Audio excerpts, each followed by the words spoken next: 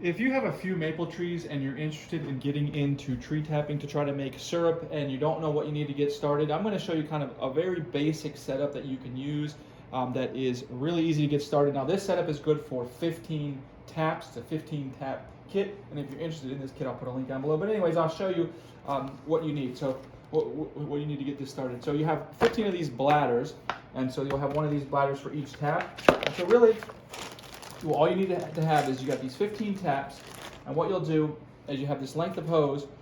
So this is the tap here that goes into the tree, and this goes into the hose here.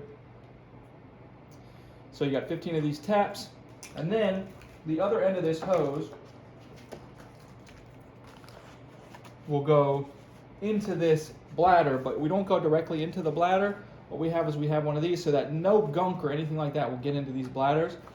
We can just put this in here like this, and then the other end of the hose goes in like this, and it fills up the bladder just like this, so that we have the bladder that's full of the sap.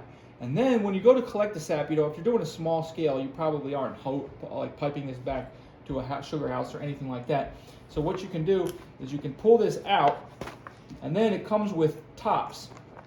So then you can use the top to close off this bladder, and then you use the top to close off the bladder, and then you can take this back to wherever you're using it, and then take it back to the tree. So anyways, this set you get the 15 taps, you get 15 bladders, you get 15 of these gaskets, you get the length of hose, and you get 15 caps.